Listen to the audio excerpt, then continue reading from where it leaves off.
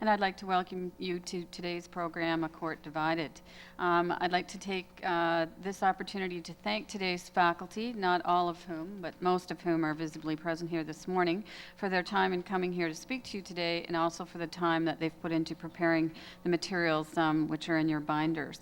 CLE is a non-profit arm of the Law Society, and we rely upon the generosity of faculty like today's for their time and effort in presenting these programs to you. I'd also like to thank Quick Law, who has generously provided you with the computerized format of some of the cases that will be referred to in today's talks.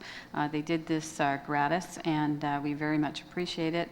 They have a little bit of a display out on a table right next to the coffee. You might want to take a look and see what they have to offer. So that said, also, if you're missing Chapter A in your book, Bill Pentney's paper, it is available. It should have been stuffed in the binders, but if you are missing it, you can pick it up at the break. And David Corbett will speak to you personally about his paper. And so now I'd like to introduce you, the chair of this morning's program, David. David Corbett is a partner at Torrey Delorier in Binnington, and he was called to the bar in 1987. He's an instructor at Osgoode Hall Law School at York and the University of Toronto, as well as the Ontario Centre for Advocacy Training and the Law Society of Upper Canada Bar Admissions Course. He's a director at the Foundation for Equal Families and the Lesbian, Gay, and Bisexual Youth Hotline. He's been a frequent speaker at continuing legal education conferences in the areas of construction law, corporate commercial litigation, advocacy, alternative dispute resolution, and sexual orientation in the law. Without further ado, I'd like to turn the program over to David. Thank you.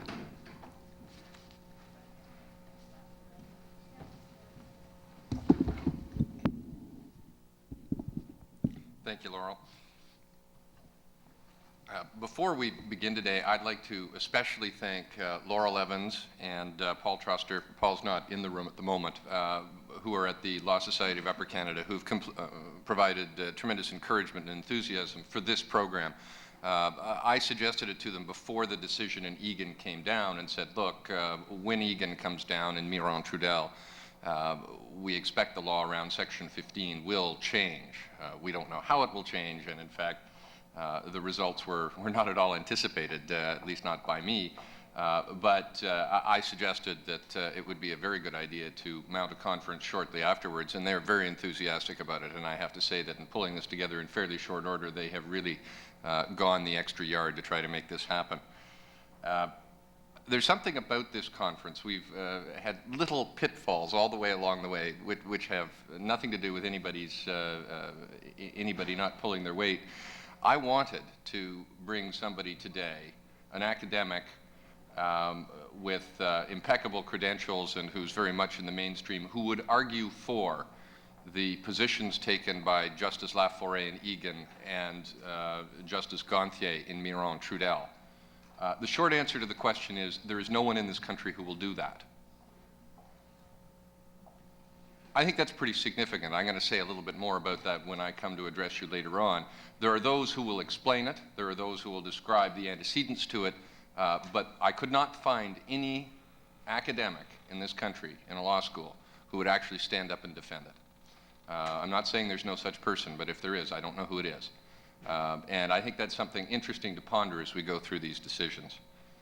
The second thing, and we did hunt around for a while to try to find someone who would do that without success, but we now have a program of speakers who I think have very interesting and different things to say about these cases.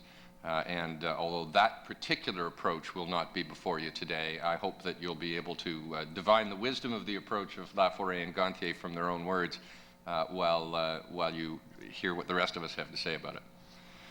The other problem that happened was that yesterday morning at 7:30 in the morning, my portable computer, along with the backup disk, was stolen, which is why you don't have a paper for me today. But you will get it in the mail when I reassemble it. I went out for a walk at 7 o'clock in the morning, came back, went upstairs, brushed my teeth, and somebody walked in the front door of my house and swiped it. So this was a little alarming, but that's why you don't have a paper for me today, but you will have one in due course, and I have lots to say. This way you actually have to listen to me. You can't sit there and browse my paper. But I see that Laurel has given an estimate of the sort of substance of what I'm going to say by inserting 2 pieces of paper where my paper was supposed to be. So that would be the sum total of the notes that emanate from that. Bill Pentney is our first speaker. Bill was a professor at the University of Ottawa for 7 years and is currently general counsel at the Canadian Human Rights Commission. And I thought of Bill as a speaker for this program both because of his writing. He's written a revised edition of Discrimination of the Law in Canada and the Law in Canada, which was originally written by Justice Tarnopolsky, and co-authored Human Rights and Freedoms in Canada with M.L. Berlin. He has extensive experience in the area of human rights, and he argued Egan on behalf of the Canadian Human Rights Commission in their intervention in that case. He's going to speak to us today about the Section 1 analysis. I understand that his remarks are going to be a little more broad-ranging than that.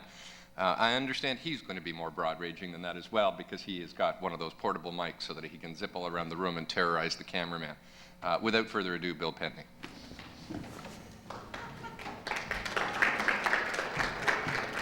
Thank you. I should say that the last time I tried to do this at the university, I hung myself for a period of time, so you just have to bear with me for a second while I get this thing.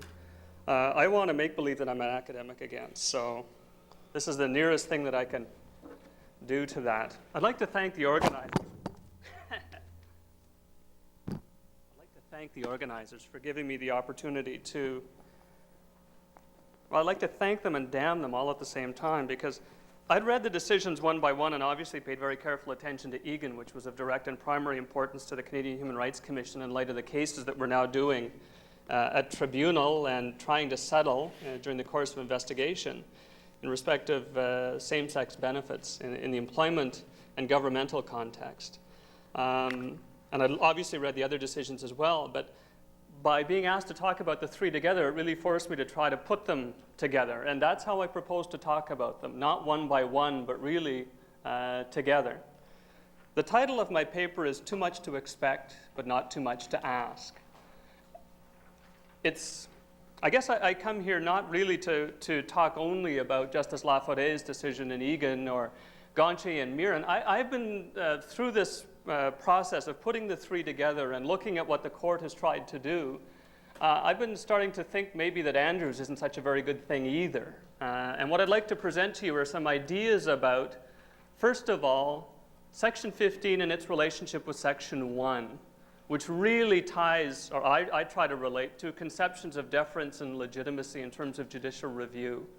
All through the Charter and all through Charter cases, we see stories being told by courts about what it is they think they've been asked to do in interpreting the Charter.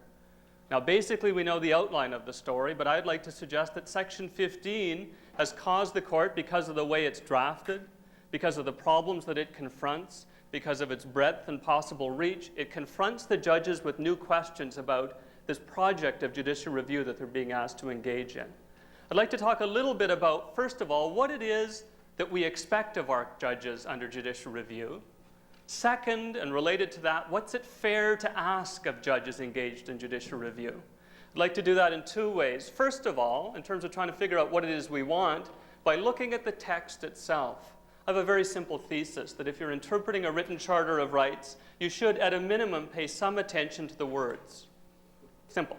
But I think it's a good place to start, and it's remarkable, if you look at these decisions, how little attention has been paid to the words or how we got those words.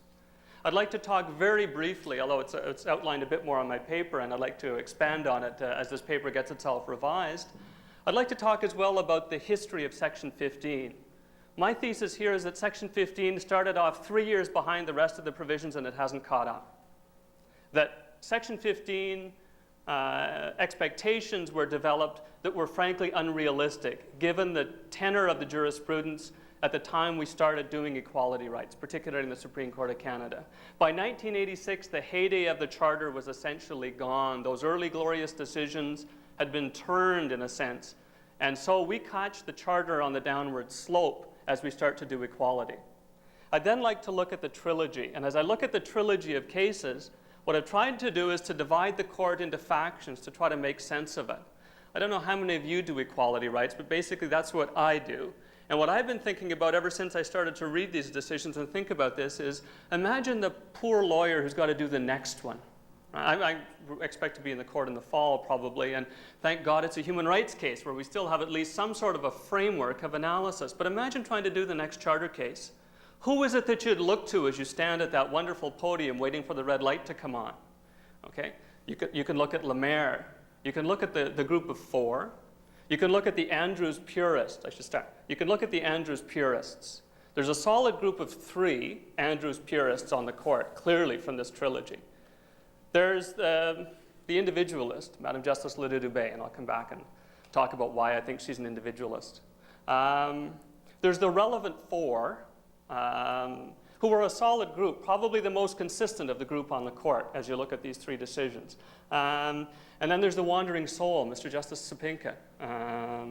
As you look through his decisions, there's some very inexplicable things that are done, and I'll try and describe how, I think as you look at the trilogy, you can see what is going on within the court, which is the separation into factions and the search for some new frontiers, some new approaches. And the final thing I'd like to do very briefly is to talk about what I think this means for law and lawyering in terms of equality rights.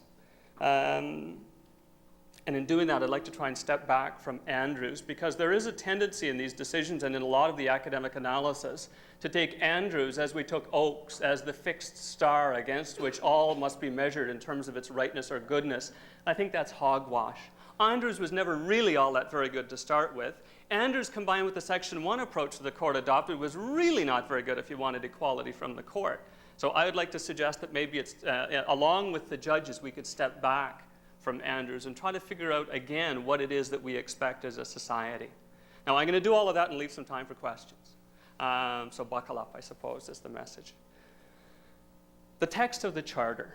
Where did we get this Section 1 from? I won't describe the history of Section 15. You all know that Section 15 was evolved in part to take account of all of the problems that had arisen under the Canadian Bill of Rights. It was drafted with a view to the negative, if you like, what was to be avoided.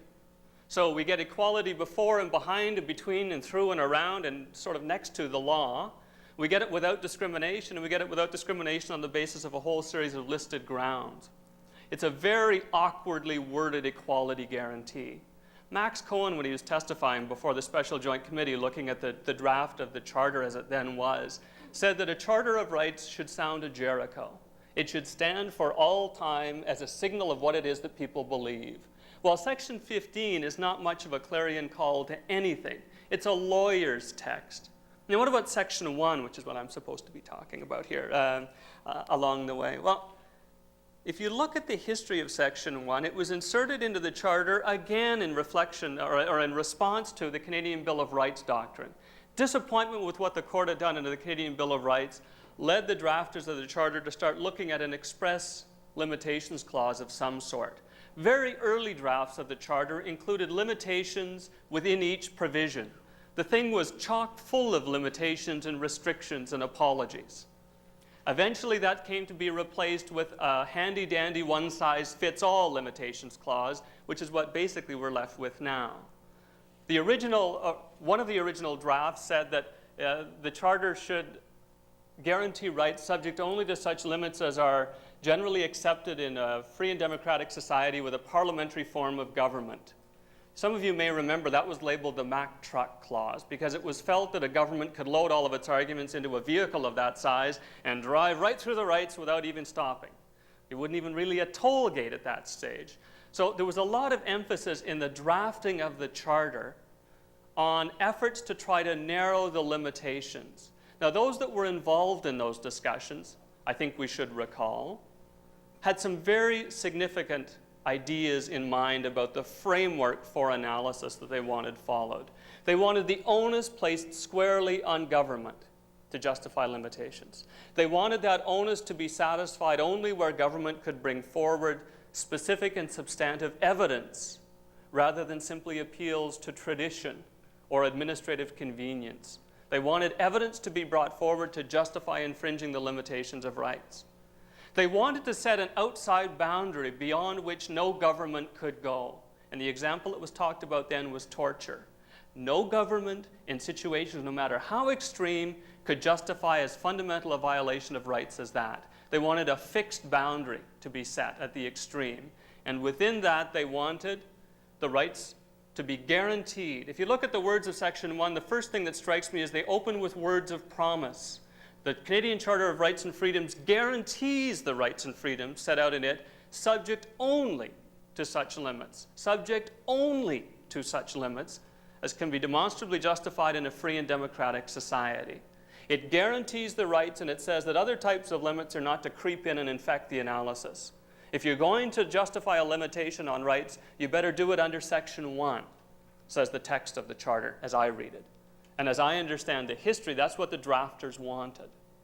It should be subject only to such reasonable limits as can be demonstrably justified in a free and democratic society. Now, through the history of that text, it seems that the courts caught the constitutional fervor. They came to understand that Canadians took these rights seriously and that politicians were investing the judges with a great deal of legitimacy. That message comes through very clearly in the early charter decisions. If you look at that first 5 years of charter decision-making, you find very strong decisions coming from a confident court, secure in the knowledge that what it's doing is legitimate in terms of our overall scheme of government. Justice Lafferty in the BC Motor Vehicle Act reference says it expressly, that the interpretation of the Charter should be approached free from any lingering doubts as to legitimacy. He says, the politicians made us do it. They gave us this authority and we're going to exercise it. That's also reflected in the Oakes test, which again has come to be seen as some sort of fixed beacon against which all standards of good and rightness must be judged. In the Oakes test, we know the court tried to establish a two-stage form of inquiry to determine whether limits are reasonable or not. I'll come back to Oakes a little bit because the trilogy really revolves around reflections of Andrews and reflections of Oakes. But in terms of the interpretation of the Charter and the interpretation of Section 1, you start with Oakes, very quickly go through Edwards' books and end up in Irwin Toy. So that by the time, and we know that at this point as well, Section 15 has not yet come into effect. It's delayed for 3 years so that governments can get their houses in order. So Section 15 starts out 3 years behind the rest, and in that sense, I would argue, by the time the case has reached the Supreme Court, it had really missed the heyday of the Charter. Look at what the court's saying, and one of the strongest proponents on the court, in terms of what it is the courts ought to do.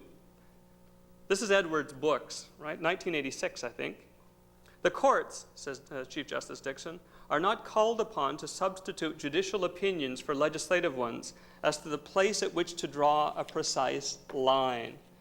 In Oakes, the court was drawing very firm lines, and in the criminal law cases, the court was very clearly drawing lines, not just about procedural guarantees, but about substantive guarantees. As it came to confront more complicated questions, the court very noticeably retreated. And one of the interesting things is you can look at the decisions of the court and the extent to which the court has retreated from some of its earlier ones and marvel about how quickly all of this has occurred. One of the comments I would make about the court's charter jurisprudence is that it really has not achieved any lasting significance. Right? You can look at a whole series of very abrupt reversals in the criminal law domain. You can look at more general doctrinal reversals and wanderings in terms of equality rights, in terms of Section 1, in terms of fundamental freedoms, as the courts tried to struggle with some of these fundamental questions. My thesis there, although it's a separate one and not really properly to be explored here, is essentially that the court was been much too ambitious in trying to establish this unremitting framework. They didn't really know what they were getting into as they were dealing with early cases, I think. And as they began to deal with more difficult cases, they found that the doctrines they tried to create weren't adequate to the task. And so they beat a hasty retreat. They stepped back from the precipice and decided that really they better go at this a little bit more slowly. What is it that we expect of the courts under Section 15 and Section 1? Well, I think that the drafting history shows us what we expect. We expect the courts to approach government exercises of authority with skepticism. We expect governments to be put to some tests. We expect the court to try to channel government's behavior into ways that would more adequately and carefully consider their infringement of rights. What's it fair to ask of the judges? Well, that's a question that really turns on one's personal opinion, and I'll come back at the end to talk about some expectations that I think are fairly imposed on the court. The history of the development of Section 15 and Section 1 would indicate that, as I say, we were catching Section 1 as it was going on the downside. The court was stepping back from engaging in line drawing. But as we apply that thinking and approach to Section 15 in equality cases, we see the difficulty that immediately emerges. Equality cases in the constitutional context are all about line drawing. We've got to keep it in our mind. I think that I originally thought that it was a good idea that the court had sought inspiration in interpreting Section 15 by looking to human rights law. I'm starting to wonder whether that really was such a good thing, because of course there are very different imperatives at play. In human rights law, by and large, we deal with the interest of a private employer that's seeking really only one goal or objective, rather than trying to compete or balance or mediate among competing interests.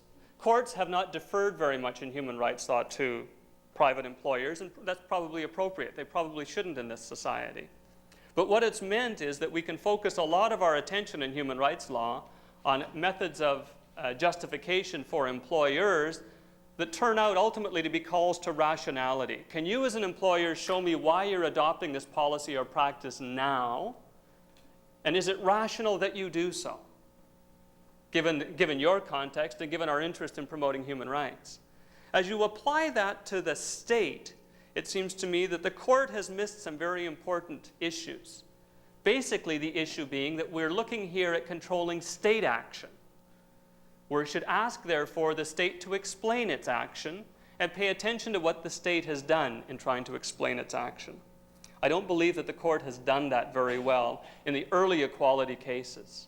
If you look at Andrews, for example, Andrews is a nice case, interesting case, but a very odd equality case when you look at it.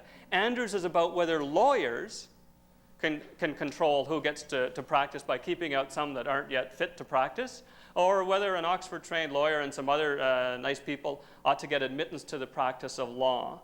You'll notice in Andrews, as I look at it, a tremendous exercise of judicial imagination. The court doesn't talk about lawyers, and at the equality analysis anyway, it skips lightly over the fact that we're dealing with lawyers, and all of a sudden we're talking about sturdy men in sheepskin jackets and their predecessors, the Chinese laborers who were imported into Canada and who were subject to all sorts and all manner of discriminatory laws. All of a sudden, what we're engaged in here, I would submit, is largely judicial imagination. Right?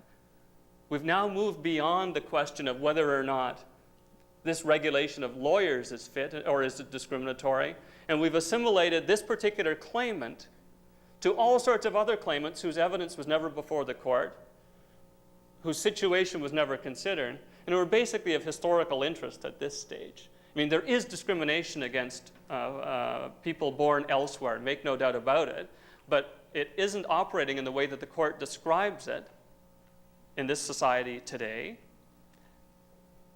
And really there was no evidence called about how it's operating and no consideration called about that sort of a context. But nevertheless, the judges go merrily along their way in Andrews and apply a type of Section 15 analysis. That's a very odd framework within which to start our equality analysis, I would submit, by exercising judicial imagination, by abstracting from the situation of the group before the court to some broader mythical historical group, not mythical, broader historical group, and giving effect to the myths that we believe to have been at play as that historical group was mistreated by Canadian society. It's interesting, has not much to say about what the situation is of immigrant workers today. This wasn't a case where domestics intervened to try to explain the situation that they face. Now we come to the trilogy now. With that kind of a background, a certain set of very high expectations that I would submit, given the history and evolution of the Charter, were destined to be disappointed, along comes the trilogy. Interesting things about the trilogy I'd note at the outset. 3 different decisions involving different sets of facts, different laws, different courts, different times, all released by the court at the same time. Clearly the court's trying to send a signal to all of the members of the bar and judiciary and elsewhere about what it thinks about equality rights. First point. Second point is clearly the court has sent a signal, and it's a signal that they can't agree.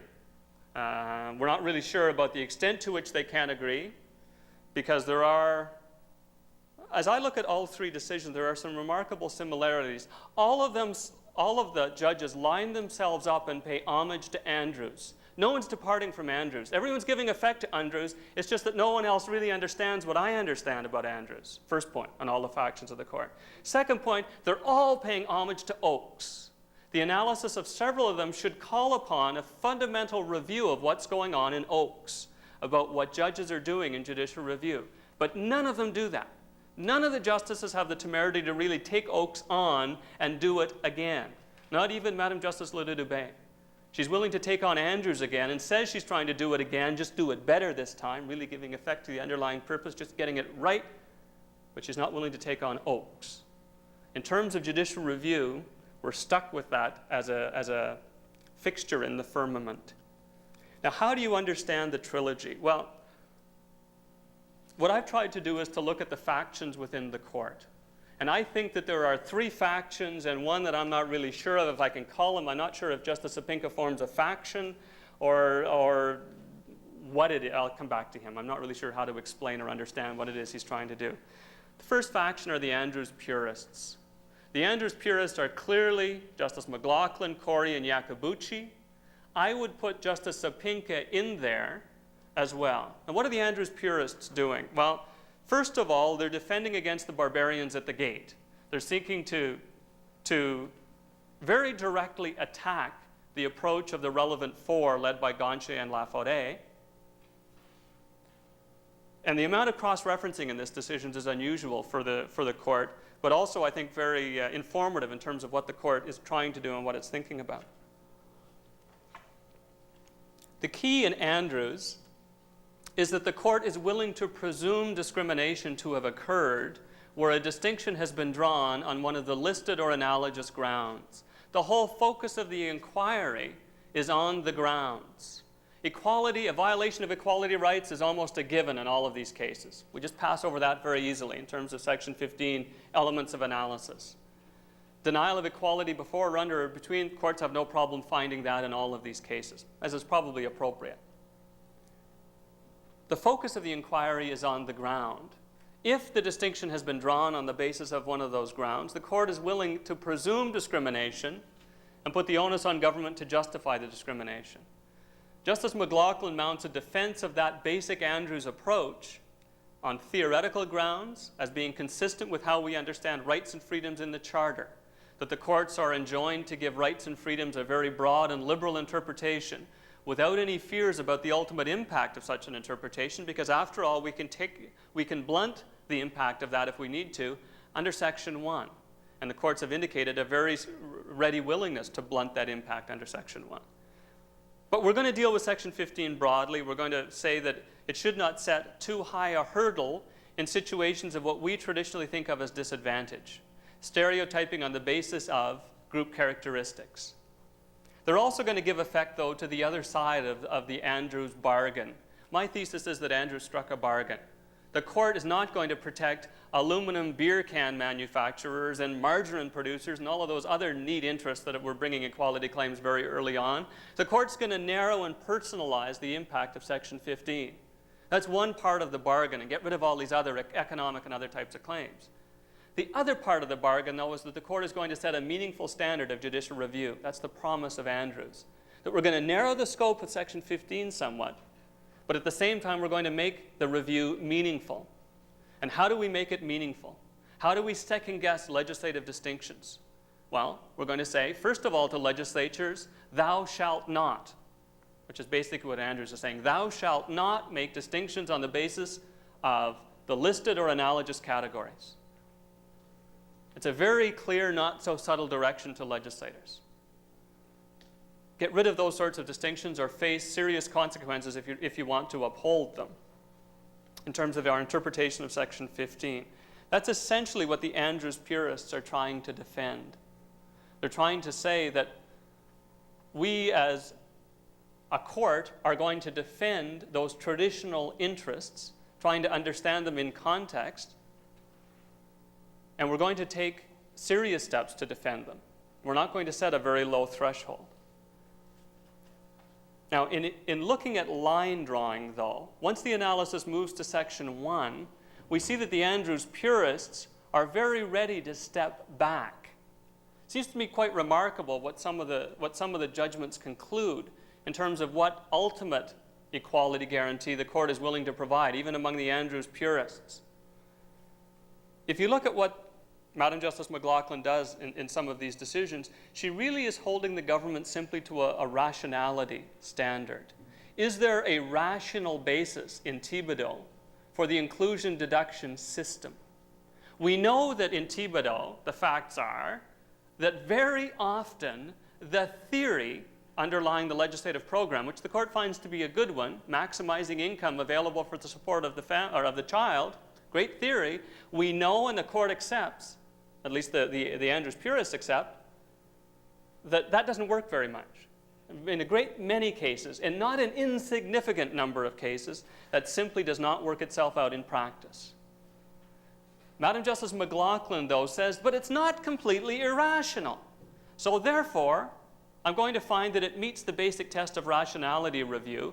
I'm going to strike it down, she says, only because I find there are better alternatives that are available, less discriminatory alternatives that are available.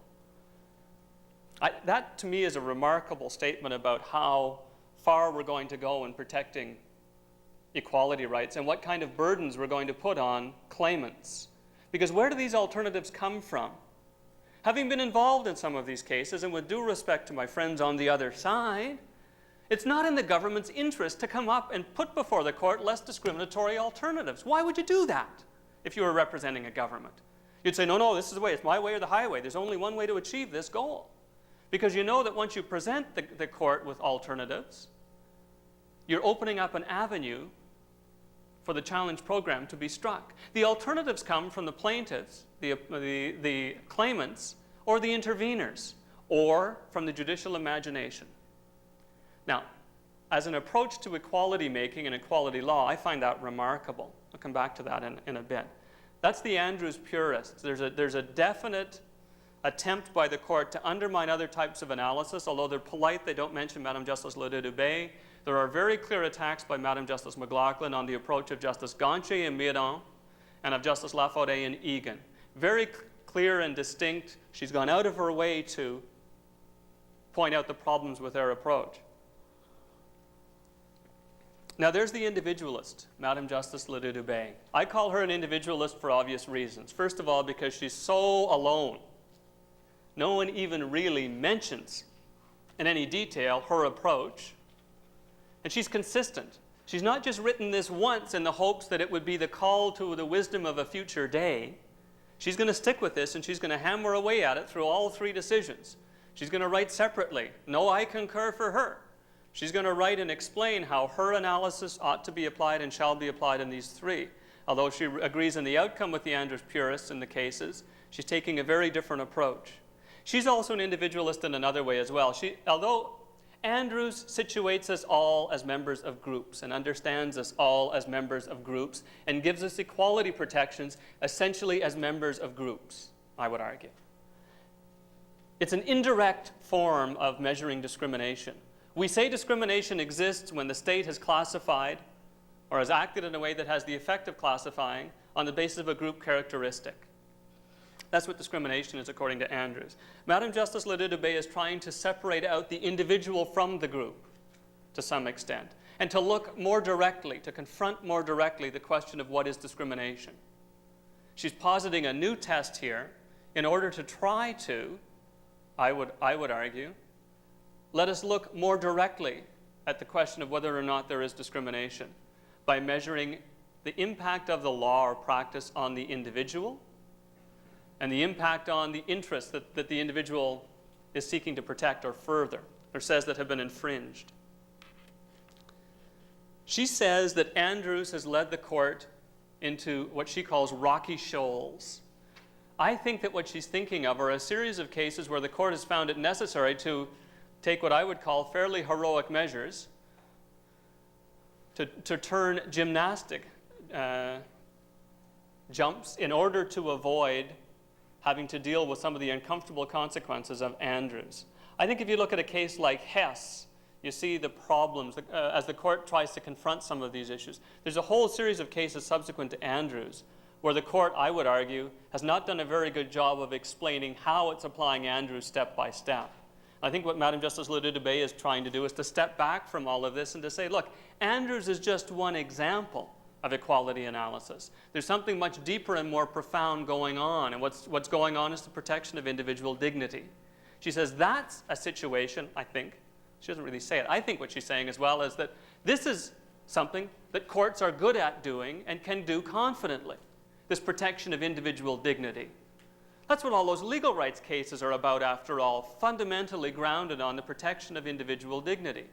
She says as long as we apply equality rights through the alchemy of Andrews, as long as we're stuck in that analytical framework, we're only doing indirect equality review. She wants to do direct equality review.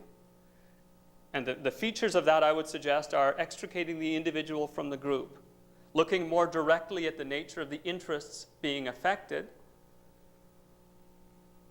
and then trying to understand it all in the general social context within which the law is operating.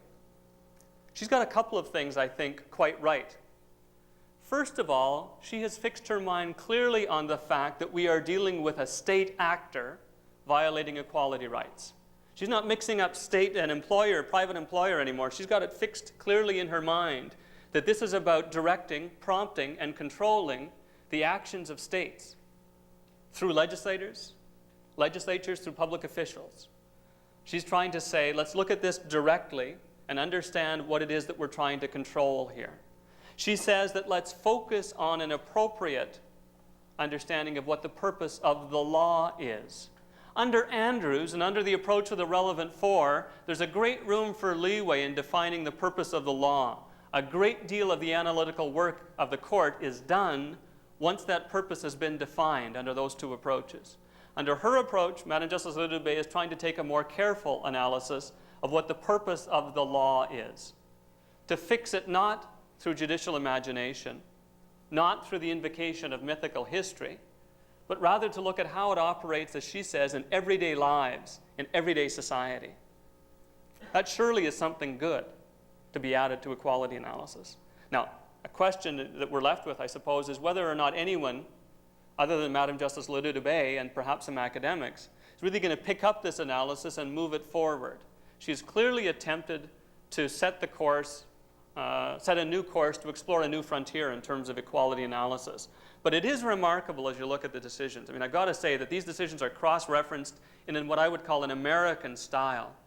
You read the American Supreme Court decisions, and they're full of sniping back and forth. It's almost a bitterness that's often expressed by the members of the court. These cases are pretty close to that, as between the Andrews purists and the relevant four. But Madam Justice Ledoux-Dubé seems to be off spinning on her own here, and the other members of the court don't very much discuss her analysis.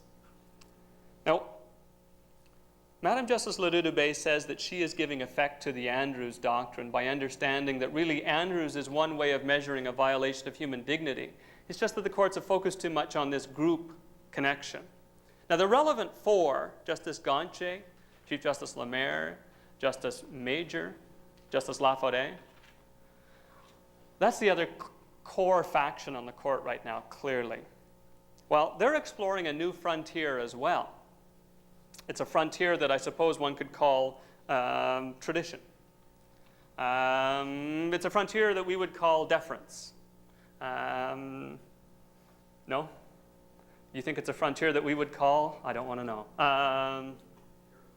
Terrifying. No, let's look at it.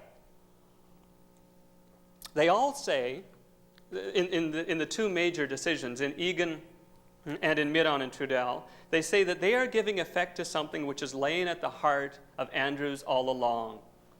Like Madam Justice Ledoux-Dubé, who's focusing on and trying to give primacy to the concept of discrimination, so are the relevant four.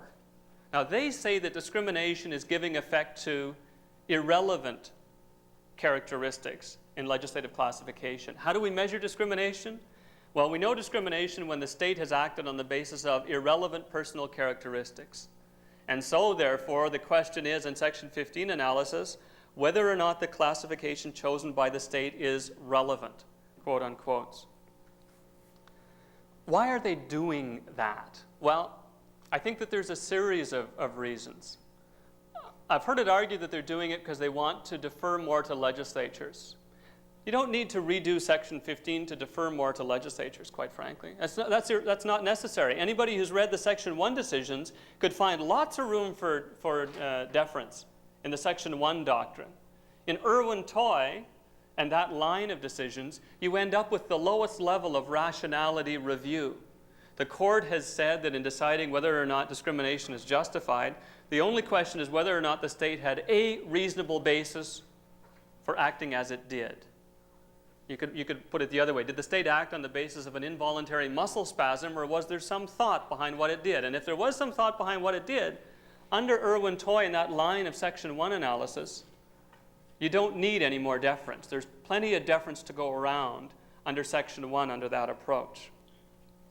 So what is it that the relevant four are trying to do? Well, they're trying to define the concept of discrimination, I would argue, by again looking to where it's come from in Canadian law and looking to a particular type of its origins.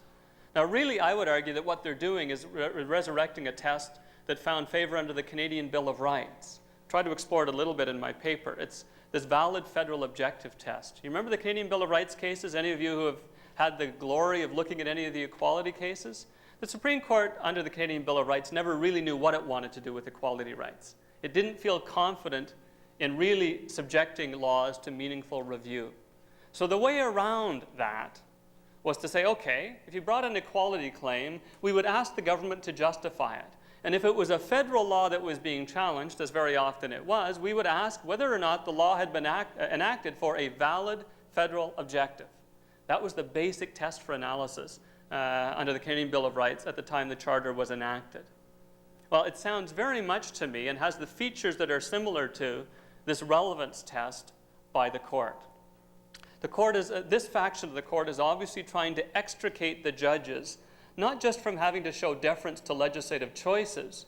They're trying to extricate themselves from having to find discrimination at all. They don't want to uphold discriminatory laws as reasonable violations of rights, because that's really what they're asked to do under Section 1 if they're honest about it. They're asked to say the law is discriminatory, yes, but in the particular circumstances, it's okay.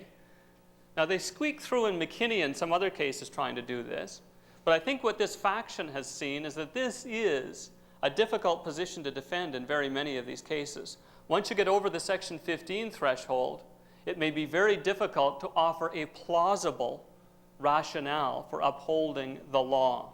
So how do you avoid putting a court or a judge in that circumstance? You introduce a new element into Section 15, which allows considerations of justification to be brought forward. One of the remarkable things to me about the decisions is the pains that the judges take, the extent to which they go to try to argue that they are simply giving effect to Oakes. They're not doing anything different than what was done in Oakes or in Andrews. This faction is very concerned about not departing from that. Having said that, though, it's clear that they've put a new hurdle in the way of a charter claimant and offered governments a new rationale. One of the most telling comments of all about this faction's approach, I would argue, is that of Mr. Justice Gonche when he's talking about whether or not this is really a departure from what's gone before in the charter. He says, look, we're not putting an unfair onus on the charter claimant here. The charter claimant can bring forward evidence and arguments about what this law's impact is on him or her, and can argue about the impact on the group, and therefore make submissions about what is relevant. But he says, don't worry, because after all, this approach will encourage governments to, quote unquote, assist the court on this score as well.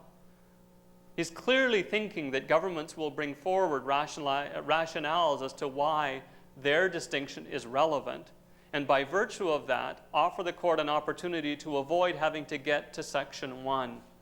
This is a strategy that is grounded in a particular understanding of the judicial role and a particular desire to limit the scope of that judicial role in equality cases. Anyone who's surprised by it, I would argue, hasn't been paying close enough attention to what's been going on in the charter land generally. Given that we caught the court on the downward slide, it's not surprising that this group has found that Andrews sets a test that they could not live with. Now, the last of the group, and I'll talk very briefly, is the wandering soul, Mr. Justice Sapinka. I'm not really sure how to classify him, and I'm not sure that he knows how he wants to be classified. We know that in Egan, he aligns himself on Section 15 with the Andrews purists. We know that in Midon and Trudell, he also aligns himself with the Andrews purists. In Thibodaux, for reasons that really I do not understand, he seems to want to join both groups. He's joining Corey, Iacobucci, and Laforêt. Laforêt seems to be joining with Corey and Iacobucci. There's a problem in trying to understand what it is that he's doing, but the key problem, I guess, is what Justice Sapinka has done in Egan. Having aligned himself with the Andrews purists on Section 15, he then even goes further than the relevant 4 under Section 1. Justice Laforêt didn't explore Section 1 in Egan, obviously. He throws it off with a couple of line reference to McKinney. It's not even worthy of his attention to look at Section 1 because there's no violation of Section 15. So he doesn't need to explain how he would apply Section 1 in the case. Read what I wrote in McKinney and be done with it. Well, Justice Sapinka obviously is taking a new approach to Section 1, but as I look at it, it seems to me that there's nothing really new there, that there will be nothing of lasting significance to take from Justice Sapinka's approach in Egan. It strikes me as having been done rather quickly and done without a lot of thought in terms of its implications or its application in respect of charter law generally. Sapinka is obviously concerned that the government here is allocating its own money, and at a time when governments are largely running out of money, so we are being told time and again. He's obviously concerned about a court directing how government allocations of funds are to be done. He obviously believes that these claims are new, and therefore, and government's recognition of these claims are new, and the constitutional dimension of sexual orientation and same-sex benefits cases are new. And within all of that framework, he finds that this is not a time to force governments to act, that it is appropriate for the court to step back from forcing governments to act. Now that's on one level, a remarkably honest participation in what he thinks of as a constitutional dialogue. It's also, though, remarkably bereft of the other side of the equation, it seems to me. The other side of the equation should have to at least take account of the Parliamentary Committee Report on Equality Rights, if we're looking at a federal government. The government's response in 1986 to a Parliamentary Committee Report on Equality Rights, which basically said that sexual orientation was going to be recognized under Section 15, that the state had better get its act together in deciding how benefits in relation to this ought to flow. It had to surely take some account of Hague, 1992, decision of the Ontario Court of Appeal, which the federal government, as we know, decided not to appeal, and which therefore said something about federal government awareness of the nature of these claims. It should have said something surely about Leshner, about the fact that very clearly in Leshner, a little laser beam of light was pointed on particular problems in federal legislation in respect of same-sex benefits. And it was clear as well at that time that, and since, that this was an issue that was a matter of public debate. I've gone too long and I should stop. So I'll leave you with a couple of very brief ideas that I would take from the totality of all of this. It used to be that if you wanted equality, you could go to the Supreme Court. I have a friend who litigates for the Manitoba Commission, and if you've ever looked at some of the decisions of the Manitoba Court of Appeal on discrimination or human rights law, he had a wonderful line when he was seeking leave to appeal in the Supreme Court, which was that I'm appealing from the decision of the Manitoba Court of Appeal, but I've got some other reasons as well. It used to be that if you wanted equality, you went to the Supreme Court because the legislatures really weren't extending it. Lower courts and tribunals were adopting very stilted and narrow and artificial and unreal or surreal approaches to equality. The Supreme Court cut through all of that, not by pointing to particular academic theorists, simply by the exercise of simple common sense. The court said that we must try to understand how discrimination operates in this society, in the private domain. And we're going to have to try and make a law, set up a legal framework that's effective in allowing those problems to be addressed. So we're not going to require intent to be proven. we're not going to import other types of limitations on corporate liability. Right? We're going to allow very wide-sweeping remedies, forward-looking and backward-looking remedies, to be devised to try to get at the root of this problem as it operates, particularly in the private sector, in employment by and large. Those are the cases that the court's looked at. In equality law, though, I'm not so sure that this court is indicating that it's very useful to go looking for that sort of understanding of how the state operates, how legislation is actually made, and finally, how legislation actually operates. Because one of the things that's very clear from all of these decisions is about evidence about how the law is made will not necessarily be binding. In some cases, won't even be looked to. Evidence about how the law operates in practice will not necessarily be binding either for a majority of the court. I would submit that what the court is indicating is that it's still very much struggling with the understanding it has of what it can do under equality rights as it tries to blunt, shape, and direct state action. It's not really sure what tests will usefully be applied. There's a group that are sticking with Andrews, but ultimately applying a very low level of review. There's a group that are introducing new elements of relevance and tradition into Section 15 analysis and are thereby trying to blunt the review. There's the individualist who's off trying to look more directly at these questions, and there's Justice Sapinka wandering through the decisions, not really sure, I think yet, of where it is that he wants to fit, although he does seem to align himself with the purists. It seems to me that we should be looking to this court for a more principled understanding of equality as it has to apply in respect of limiting and prompting state action. I don't think that we've got it from these judgments. I think rather what we've got is something that will turn out to be transient, like so many of the other decisions of this court. The court had clearly, through the trilogy, by releasing it together, by working on it as a group, tried to achieve a consensus of its own views. Clearly, it hasn't done that yet in terms of these cases. There's some very ad hoc decision-making here, and there are trial balloons that are being floated on several sides. So it seems to me that the trilogy, though it's important, really marks a step along an evolution. It's not the end of the path, that's for sure. And I doubt that the relevant four will gather more than four, and I'm not sure that the Andrews purists are going to manage to gather Justice Sapinka into their fold consistently either. It seems to me that what this may signal is that we've now entered this awful, awful, awful period of American style. I agree with parts 1 and 3, but on part 4, that learned justice is way out to lunch. This type of splintering of analysis. What does that mean in terms of cases that we're doing? Well, I think that it means that we've got to pay more attention to legislative records on all sides so that we can at least try to force the court to pay some attention to what it is the legislature said was their purpose in adopting the law, I think. It seems to me that on the plaintiff side, we have to pay much more attention to legislative history and lobbying efforts. If you were looking at doing a sexual orientation benefits case now, say one against the federal government, for example, what would you look to?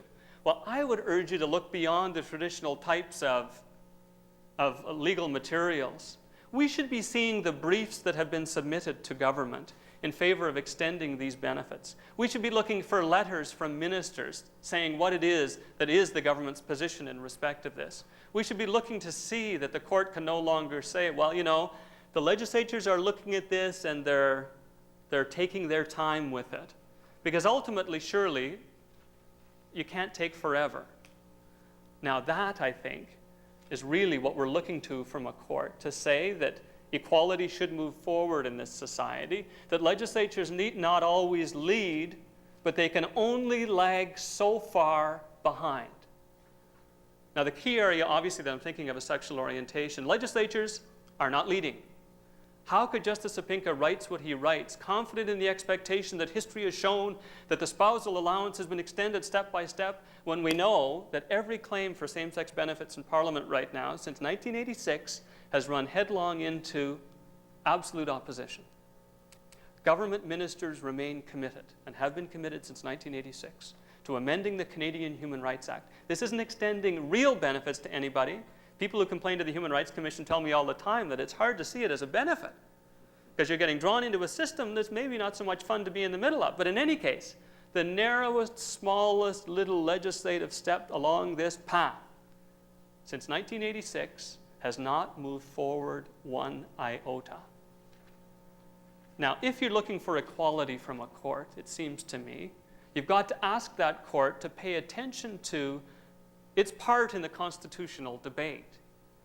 Clearly, the court doesn't have to lead all the time, but I would submit that the court shouldn't let Parliament lag so far behind our current understanding or appreciation of equality as it needs to be in this society and at this time. It may be too much to expect, but I don't think it's too much to ask. Thank you.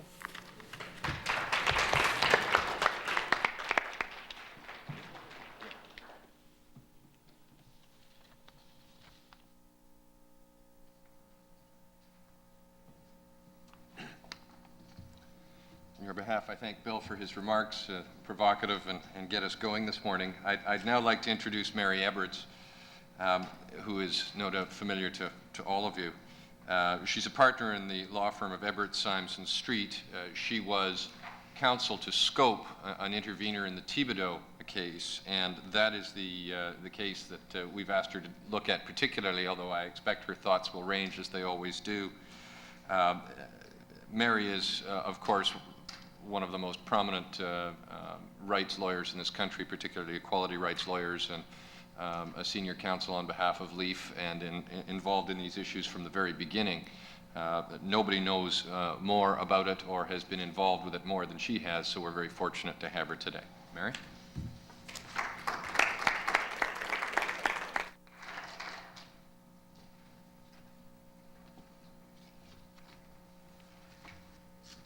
Thank you, David.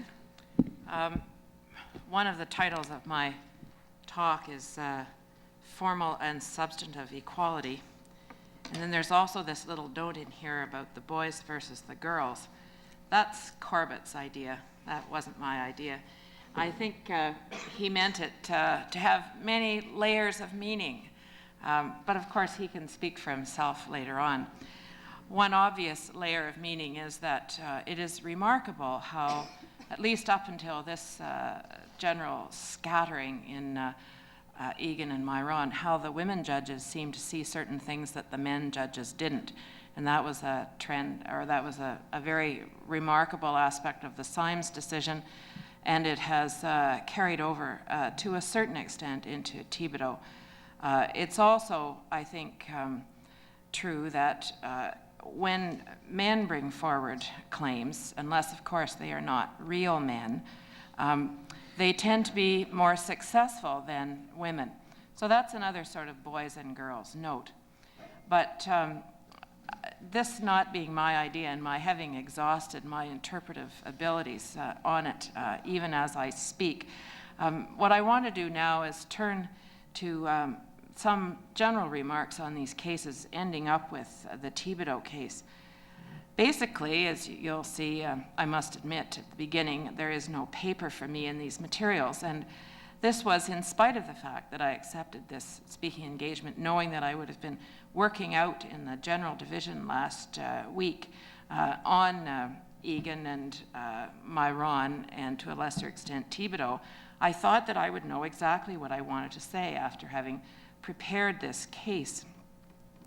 However, I find, and I've read these decisions several times now, I find that the disarray in the three decisions is so devastating that it's sort of hard to figure out what to say about them.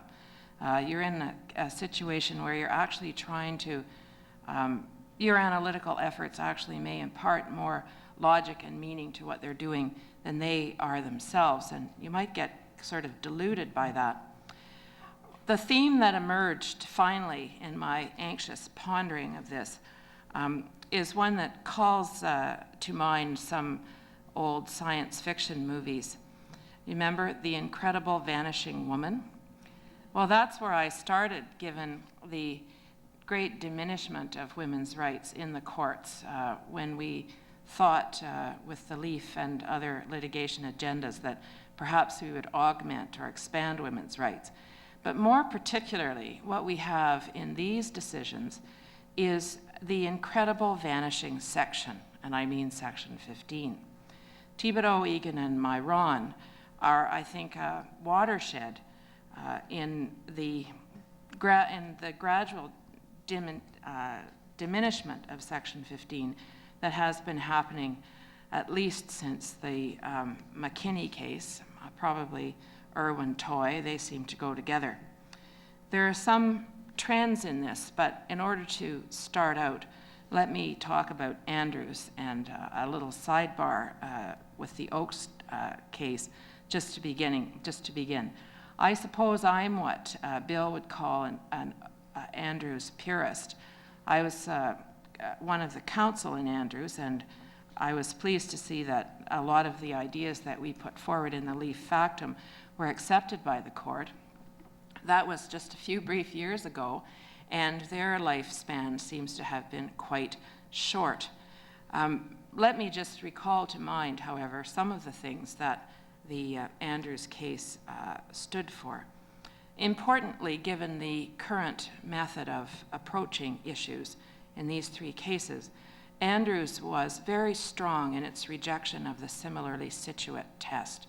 And I'll return to this in a minute, but you know the basic rationale of the test was that where two entities or persons are similarly situate in the same situation, they should receive the same legal treatment.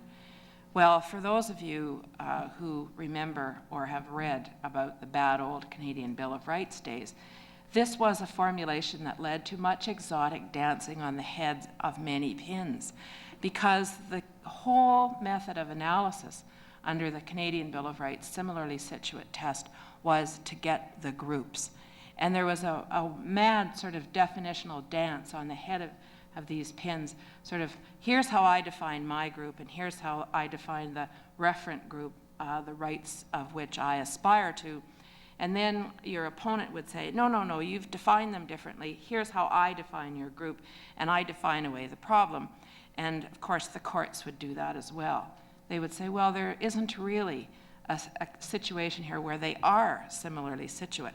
They are differently situate, and therefore different treatment in law is fine. In addition to rejecting the similarly situate test, the court in Andrews emphasized that one of the purposes of Section 15 is the promotion of equality. Now that is a stage of the rocket that has totally fallen away by the time we get to Thibodeau, Egan, and Moran. Another key element of the Andrews test, or the Andrews case, was that Section 15, promoting as it does equality, applies in the formulation as well as the administration of the law.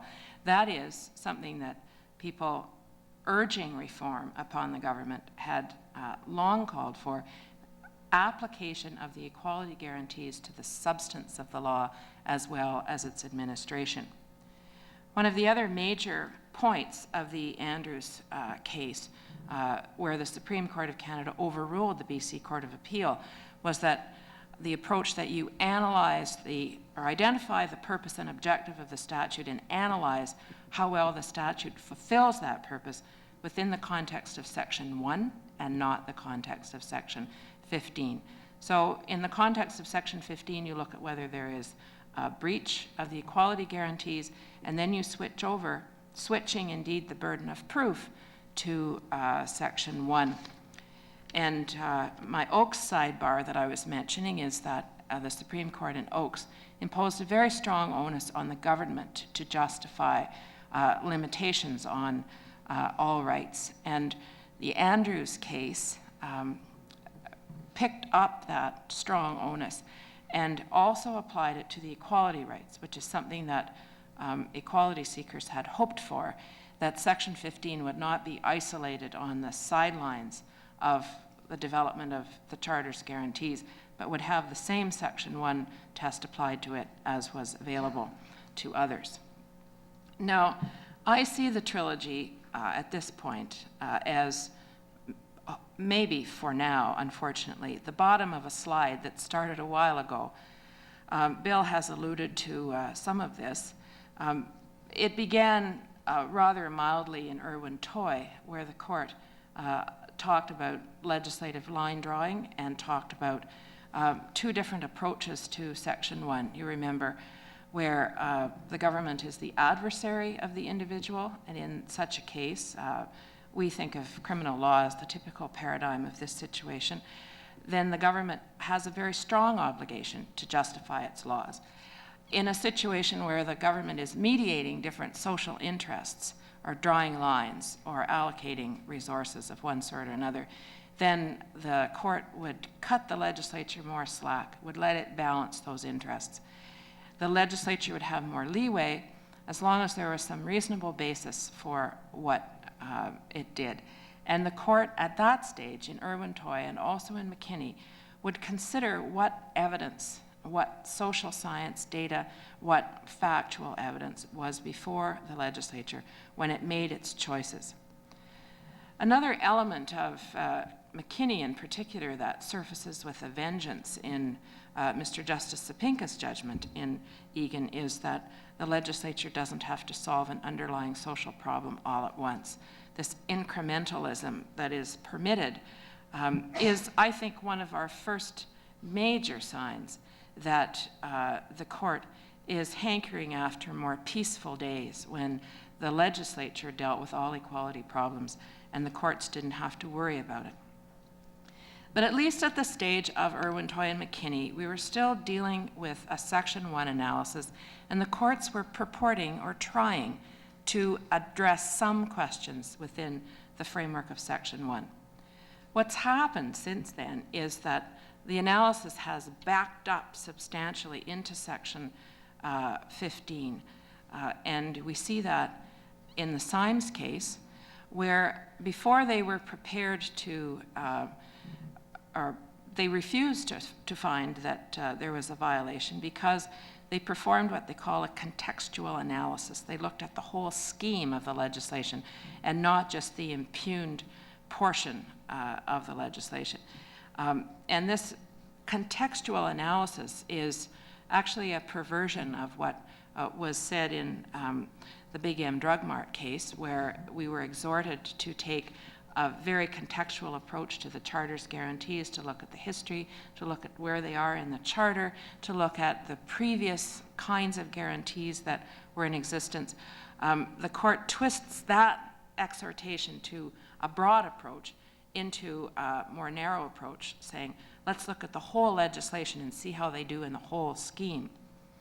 There was a further level of retraction evident in Symes, evident also in the NWAC case. And this is really the Supreme Court of Canada behaving like a trial court. And they were saying, not just we don't find a Section 15 violation because we're approaching this contextually, but there are no facts here. Now, I have got over thinking that it's kind of, untoward of me to mention this because I was criticized in that judgment for not marshaling the facts that would demonstrate that discrimination was taking place. But I take great comfort from the dissenting judges, and this is where one of the sort of girls versus boy themes comes in. The dissenting judges in Symes had no trouble recognizing on the factual record before the court that there was a disproportionate responsibility for childcare expenses as well as childcare duties, which rested upon women. So at least two judges up there read the voluminous record as underscoring the factual contentions we were making. But this is a court, generally speaking, in the majority, that is fully in retreat from the difficult balancing that must be done under Section 1. It is increasingly restive with that role. It doesn't want to be always faced with the, well, was the legislature right or wrong? So it pulls itself up and says, well, I can avoid, or we can avoid doing that if we just define the problem out of existence and say there is no difficulty here. And they do it by manipulating the meaning of Section 15, the definition of the problem, or by saying there was no factual basis. In the trilogy, we have almost reached the vanishing point. We see a number of features in the so-called Gang of Four and their analysis based on the relevancy of these characteristics to the functional values underlying the law. But we also see a tightening up of the excuses that have been used up to this point for not dealing with the major questions before them. For example, the Laforest-Gontier approach in Egan and in Moran features a three-part analysis of whether discrimination has occurred. Is there a distinction? Is there discrimination? And is it based on an irrelevant personal characteristic? And they ask whether the characteristic is irrelevant to the functional values underlying the law. This is the object test imported up from Section 1 into Section 15. And very significantly, they have not only done that, but just sort of grinding down further what was done in Symes, they also say that this analysis of the objective and the functional values done in the context of Section 15 must be done in that good old contextual approach, so that we see Laforest in Egan quoting Gontier from Moran saying, "It is dangerous to focus narrowly on a particular provision. A more comprehensive contextual approach must be taken to determine the relevancy of the personal characteristic in question to the functional values underlying the law." So they look at the full catastrophe before they come to their decision. So what we have, I think now, particularly in the Gang of Four, is people who have gone right back to the definitional dance of the similarly situate test under the Canadian Bill of Rights. And the others on the court, particularly I would say sometimes Justices Iacobucci, Corey, and McLaughlin, I'm leaving aside Justice Sapinka and Justice Lura-Dubé for more or less the same reasons as Bill left them in idiosyncratic categories of their own. We see at best in these others the kind of anxious, overly deferential to the legislature, overly nervous, timid judges trying not to deal with the essential equality issues and the essential equality analysis. Right back in the sort of McKinney-Symes low water mark, but at least not fully pulled up into Section 15, and at least as to some of them, still prepared to look at the facts and to look at the concrete situation before them. Now, I would think that, in saying this about where the trilogy has left us, I would like to be able to say, like Bill, well, here's what we do given this situation. I am all too painfully reminded of the fact that by the time we got to where we were under the Canadian Bill of Rights and the similarly situate test and the definitional dance that took place there, it took fully blown constitutional reform process to blast us out of it. And you see in the Andrews case specifically, Justice McIntyre mentioning when he's interpreting Section 15, this part was here because of this case, this part was here because of the other case. And he cites Lavelle, he cites Bliss, specifically saying that this section was put in place to take us away from the constricted approach that the similarly situate test and the definitional dance had wrought. I think that our only hope at the moment is twofold. One, is that by analyzing quite keenly what's going on here, we can develop some overall education of the Supreme Court judges by the bar that will sort of bring them back into the mainstream of analyzing this problem. But the other thing is that by continuing to make arguments at the trial court level and continuing to expose the reasoning of the Supreme Court for what it is, we may show trial judges in substantial enough numbers that the reasoning is so frail and so inimical to the purposes of the Charter that the lower court judges will become restive under the yoke of the Supreme Court's decisions on Section 15, and they'll force the issue back up into a climate that we have had a chance better to influence. let me just take you through a few things that sort of are more specific examples of what I've been talking about.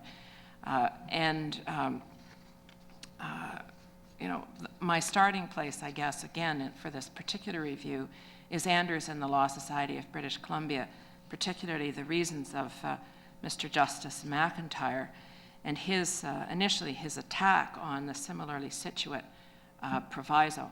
Just to give you an example of what I mean when I say we're right back there, he was analyzing the jurisprudence under the Canadian Bill of Rights dealing with the Indian Act, Gonzales and Dry Bones. And he had, in particular, dealing with the decision of in Gonzales from the BC Court of Appeal. He pointed out that Mr. Justice Tyso had said that equality before the law could not mean the same laws for all persons, and defined the right to mean the right in every person to whom a particular law relates or extends to have that law administered equally. So it's like, you know, the right of rich and poor alike to sleep under the subways. And so you get the situation where, you know, it's pretty key to define your group and to be able to define it in a sense that lets you manipulate that test. And in Andrews, as I said, there's a formulation of law that is caught, as well as its administration. But if you look closely to Mr. Justice Gonchier's reasons in Thibodeau, there is rather a frightening hearkening back to Tyso in Gonzales. He says in paragraph 91 of his reasons, talking about the Income Tax Act, he talks about, he says, well, we have to apply the Charter to the Income Tax Act, but the special nature of the Act has an impact not on how we interpret the right, but on what the right is. What is the right to equality in this context? So he's reading the nature of the Act back up into the meaning of the right. And he says, the very essence of the ITA is to make distinctions so as to generate revenue for the government while equitably reconciling a range of necessarily divergent interests. In view of this, the right to the equal benefit of the law cannot mean that each taxpayer has an equal right to receive the same amounts, deductions, or benefits, but merely a right to be equally governed by the law. Does that not sound like Tyso? Does that not sound like the passage from Tyso that was rejected in Andrews? You have a right to be equally governed by the law. Well, it's meaningless, except as an affirmation of whatever the legislature does, it applies to you. It applies to you just as much as it applies to all the other people who are subject to the law, and therefore you're fine. Then he goes on to develop his irrelevant personal characteristic. And just to go back to Andrews, Justice McIntyre says a similarly situate test focusing on the equal application of the law to those to whom it has application could lead to results akin to those in Bliss. So they specifically reject it, and now we're back. We're back at the equal application of the law. One of the other things that goes on in these cases, and I just want to take you through the three of them to show that we are dealing here, importantly, I think, we're dealing with cases that by and large are about formal equality. This is not something that requires rocket science to understand. Formal equality is the less complicated type of equality claim. Namely, I'm more or less, as they emphasize throughout, this is a comparative analysis, I'm like that guy over there, and he or she gets this in the statute, and I want it too. It's plain on the face of the statute what's going on. You don't have to look at the effect of it, the administration of it, or anything. It's facial discrimination we're talking about. It's formal equality. And one of the things that happens in these cases, even while they're looking at formal equality, is the definitional dance. And you'll see the judges characterizing the distinctions in a way that promotes the sort of the result that they want to get to. For example, just to take a pair of characterizations from the Egan case, Laforêt really identifies the purpose of the legislation and therefore characterizes what's at issue here as the reasons for which Parliament has sought to favour heterosexuals who live as married couples. So that's the issue. We immediately are dumped right into this marriage issue. Married couples is part of his definitional characteristic. And then he goes on to characterize the issue to accord support to married couples who are aged and elderly.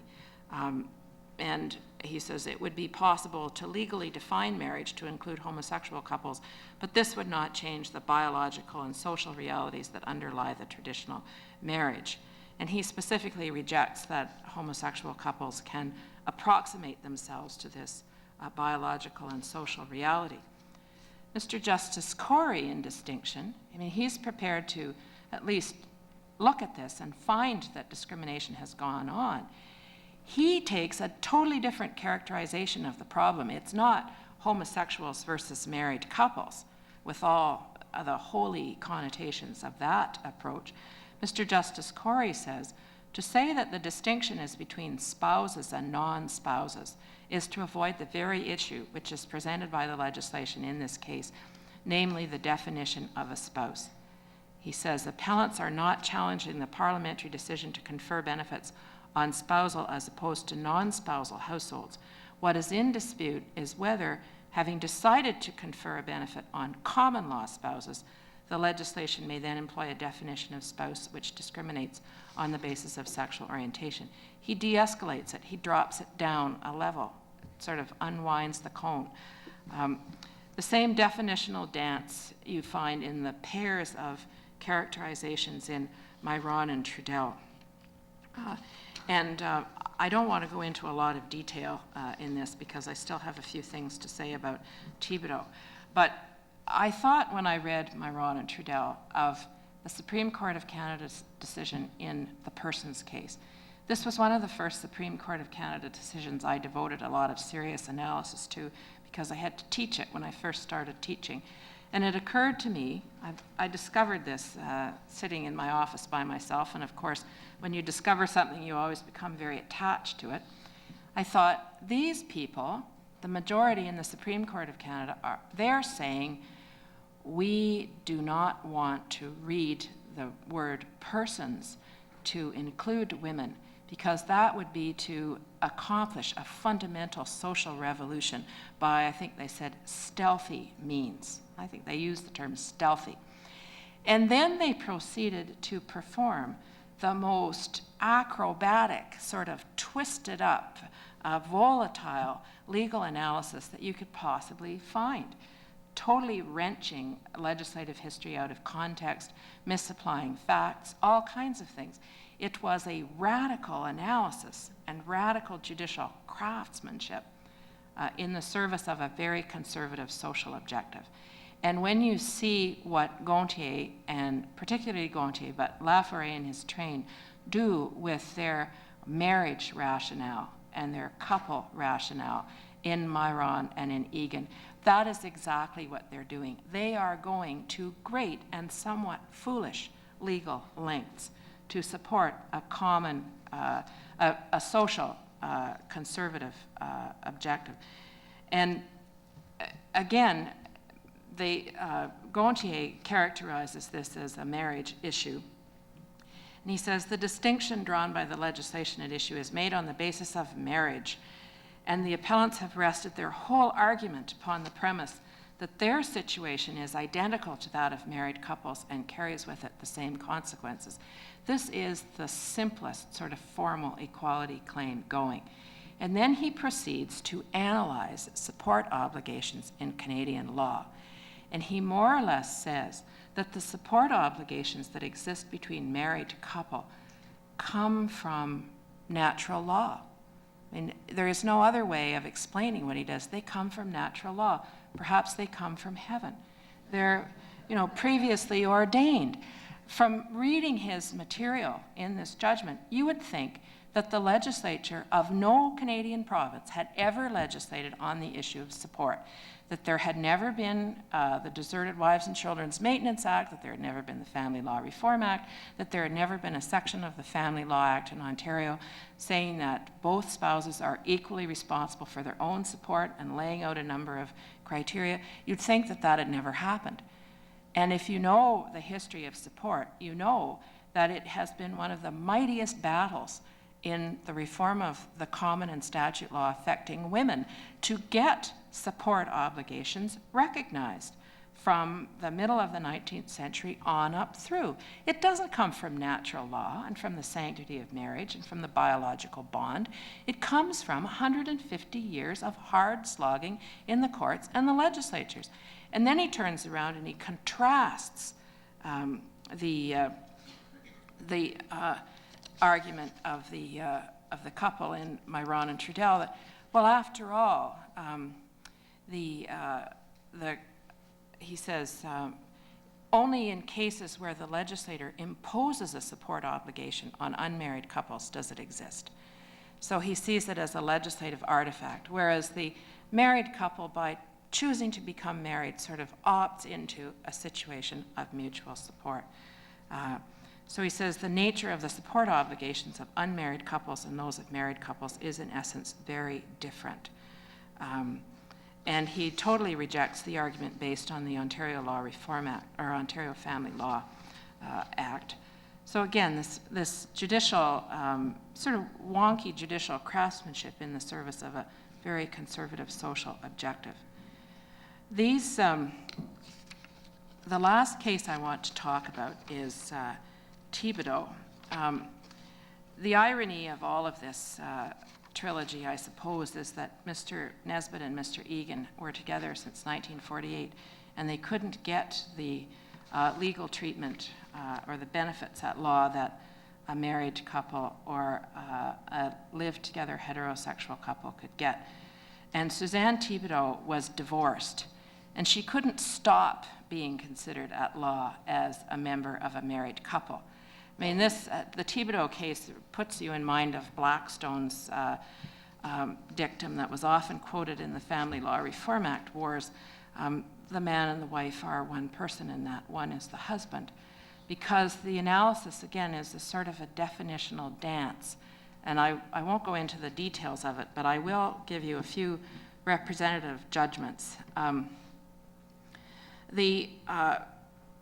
Suzanne Thibodeau and Scope, the intervener that intervened on her behalf to support her, made an argument that is almost entirely taken up by Madam Justice McLaughlin in her dissenting judgment. And it's based on, in essence, looking at the reality of what happens in separated couples. Look at the facts, please. Look at the fact that this legislation produces a benefit in only 2/3 of the cases, and it has a neutral or a negative effect on the overall couple in 1/3 of the cases. Look at the facts that this legislation has an adverse impact on custodial parents, 97% of whom are women, in that they must pay more tax. They don't get to deduct their support obligation as the non-custodial parent does. Not only must they pay that or pay tax on that, they also have to pay tax on the husband's or ex-husband's support obligation. So they were saying, Suzanne Thibodeau was saying, consider me as an individual. Look at me as a single custodial mother who has some income and custody of the children and so on. She had a very specific characterization of herself that she wanted to use. And if you look at the judgment in Madam Justice McLaughlin, you see she accepts that characterization. What I mean by the definitional dance in Thibodeau, though, is that the Supreme Court of Canada majority totally characterized that definition away and said the group contemplated by the legislation consists of separated or divorced couples in which one parent is paying alimony to the other under a judgment or agreement. And they specifically said, and this is in paragraph 140 of Gonti's judgment, the fact that the tax saving resulting from the inclusion deduction system does not benefit both parents in equal proportion, therefore does not infringe the equality rights protected by the Charter. Because the couple as a whole is benefited, we are not going to look underneath the rock. We're not going to turn it over. We're not going to see that disproportionately the benefit goes to the non-custodial father, and disproportionately the burden goes to the mother. And this insult is added to the injury of this characterization when Justices Corey and Iacobucci call this, they say, if anything, the legislation in question confers a benefit on the post-divorce family unit. It is clear that the divorced parents still function as a unit when it comes to providing financial and emotional support to their children, and that both parents remain under a legal obligation to provide this support. Well, you could stop there, because both parents being under a legal obligation to provide support, they are treated totally differently in the Tax Act. The father, who has a legal obligation to provide support, gets to deduct the total amount that he pays pursuant to that obligation. The mother, who is under a legal obligation to pay support, must pay taxes on the income that she uses to support her children, that she generates, and also on the income of the father to pay support. So although they are both under a legal obligation, we are to stop there and not look at the in fact differences between them. I'm sure Professor Moran will have more to say about the characterization of the family in this magical trilogy of cases. But let me just finish on the note of Madam Justice McLaughlin.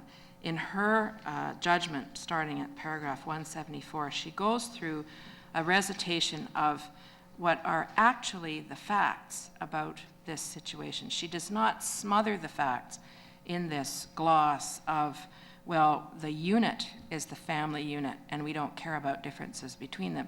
She looks at the difference in the application of the law.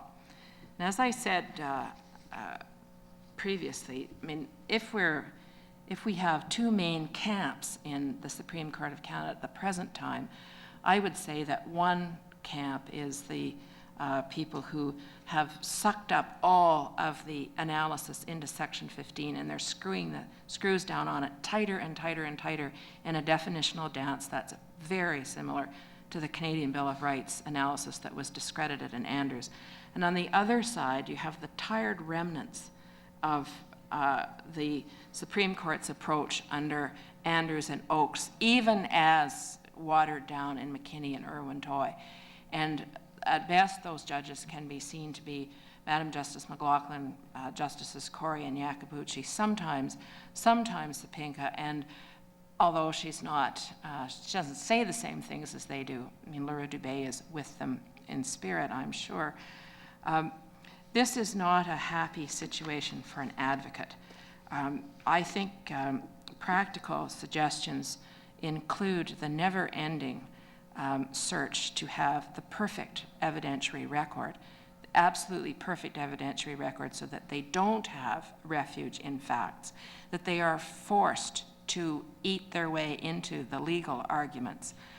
That's often very difficult to put together, especially if you come into a case later rather than sooner, and especially as their reasoning lately has been unpredictable enough that you never know what part of the factual record they're going to want to focus on. So you can't tell in advance what you should have there, what absence they will hit upon to justify what they're doing. So as you can see, I'm some sort of cynical counsel about all of this, disappointed that the promise of the Charter and that the promise of Anders and Oakes, with their imperfections acknowledgedly, and even the efforts that the court was making to hand wrestle the arguments under Section 15 and Section 1 have been abandoned or have exhausted the court so thoroughly. I think what we need now is, I don't think we'll have another round of constitutional reform. I think we need a huge storm of writing and of arguing about these issues in as many academic and public forums as we can, so that we can try to get the court to pick up its flagging energies and look again at the serious substantive issues that are in these sections. Thank you.